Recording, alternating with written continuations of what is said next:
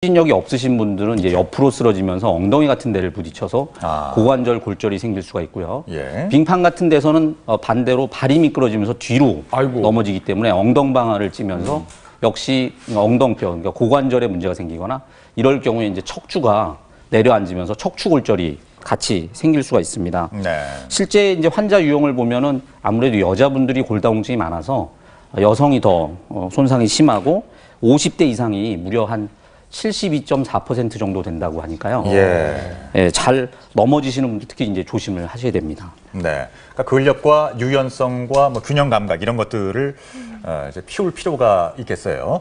자, 두 번째 보겠습니다. 여성이 더 위험하답니다. 자, 손목 그리고 발목 순으로 나타났네요.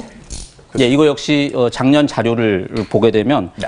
이 손목과 발목을 다치신 분들이 이제 전체 손상의 절반 이상이었고 그 중에서 50대 이상이 91.7%, 그다음에 이제 여성이 82%로 여성분들이 더 취약한 것으로 나타납니다. 네. 근데 아까 화면 보니까 손등 골절을 처음에 당했는데 골절이 된지 모르셨잖아요. 네. 아프면 알아야 되는 거 아닌가요? 모를 수도 있나요? 참으시는 거죠, 뭐. 이 골절됐을 때요. 네. 이 실제 뼈가 부러지면서 그 주변에 이제 골막이라는 게 손상되는데 그렇게 되면 많이 아파지거든요.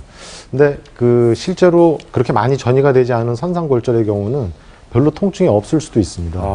특히 이제 척추 골절의 경우는 이게 이 긴 뼈같이 뚝 부러지는 게 아니라 이게 두부 깨지듯 살짝 주저앉는 거기 때문에 별로 통증 없이 그냥 허리 삐끗했나 보다라고 생각하는 분들 많이 계시거든요. 근데 실제로 그런 분들의 경우에 나중에 엑스레이를 찍어 보면은 이게 골절이 나오는 경우도 있습니다. 네. 처음에 엑스레이 찍고 아무것도 없다고 그냥 왜 괜찮겠거니 하면은 나중에 더 심하게 주저앉아서 더 문제가 되는 경우가 있기 때문에 네. 처음에 엑스레이 찍고 별 이상이 없다 하더라도 한 2, 3주 지나서 꼭 엑스레이 다시 찍어보는 게 더 좋을 것 같습니다. 예. 그러니까 뼈를 다친 것은 같은데 우리하게 계속 아프단 말이에요. 이럴 적에는 일단 병원을 찾아가는 게 좋을 텐데 골절이 의심될 적에는 응급처치법이 있을까요?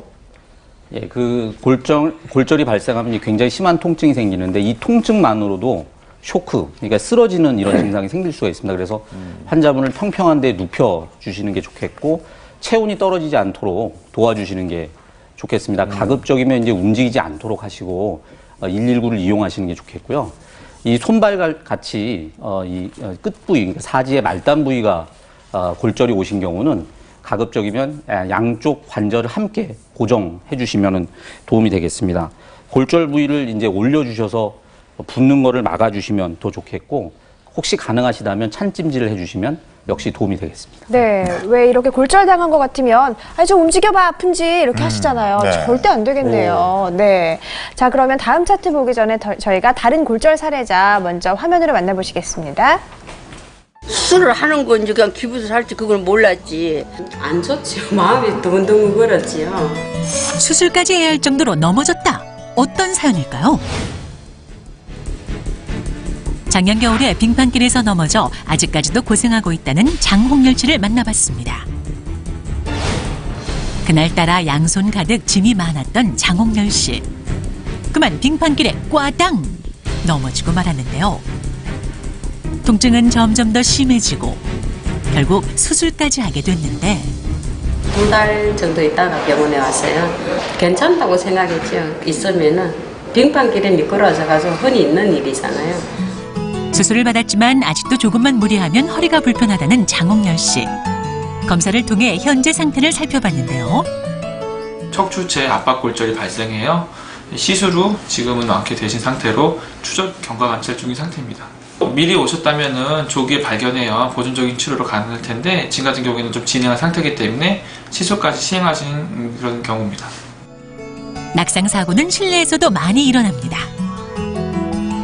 박덕순 씨는 집 안에서 넘어져 수술까지 받았다고 하는데요. 전화 받으러 오다가 그게 그냥 바삐 오니까는 전화 받으러 바삐 오다가서는 그때 어떻게 다리가 어떻게 꼬였나 봐. 그래가지고 그때 부러졌나 봐요. 통증이 계속돼 병원을 찾았는데요. 검사 결과 무릎이 부러졌습니다. 박덕순 씨 같은 경우는 낙상 사고로 인해서 그 인공관절 삽입물 주위 골절이 일어나서 수술을 시행한 상태고 이후에 이제 뼈가 붙는 과정을 거치고 지금 재활 도중에 있는 환자입니다. 박덕순 씨는